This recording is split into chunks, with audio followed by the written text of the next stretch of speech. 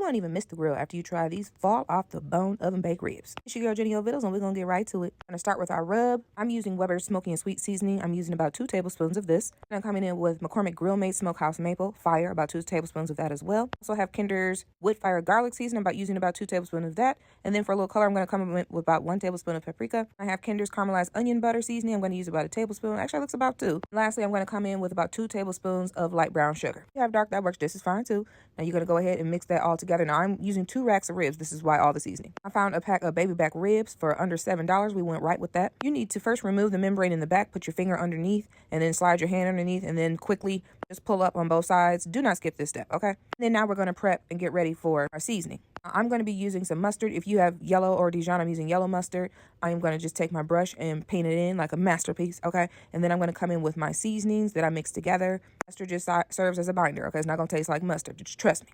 So then you're going to just pat it in there into the meat so the seasoning doesn't fall off. Then you're going to flip it over and you're going to do it on the other side as well. If you're new here, it's your girl Jennio.Vittles, and we have plenty of other recipes for you to check out. Make sure you do that, because if not, you're missing out, okay? We have heat over here. So hit that follow so you don't go another day without your girl.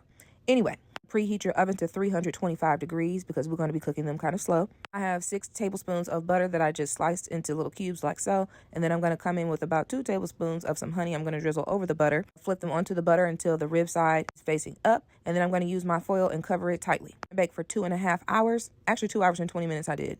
At 325, you can see the meat coming off the bones already. Okay, tender. You're going to get your barbecue sauce. I use 2 different types because I had 2 racks, but you can use whatever you want. And I also have a recipe for homemade barbecue sauce. I'm going to hit each rack with that barbecue sauce, and then I'm just going to use my clean brush, and I'm going to brush that barbecue sauce into the meat until it's all over, because we want it nice and sticky, okay? I'm going to make this little makeshift bowl of foil. Put it in between both racks. I have a little thing of charcoal. I heat it until it turns white, because that's how we're going to get our smoky taste in these ribs, okay? I'm going to take just a splash of apple cider vinegar directly to that hot charcoal to get that smoke activated, and then I'm going to cover it with foil over both racks of ribs to get that smoky flavor in for about 30 minutes. I'm going to carefully remove that charcoal and hit it one more time with that barbecue sauce and put it under the broiler for about 5 minutes, and then you're going to cut up and enjoy. Don't forget to hit that follow and engage with your girl, and tell everybody we got heat over here. Enjoy.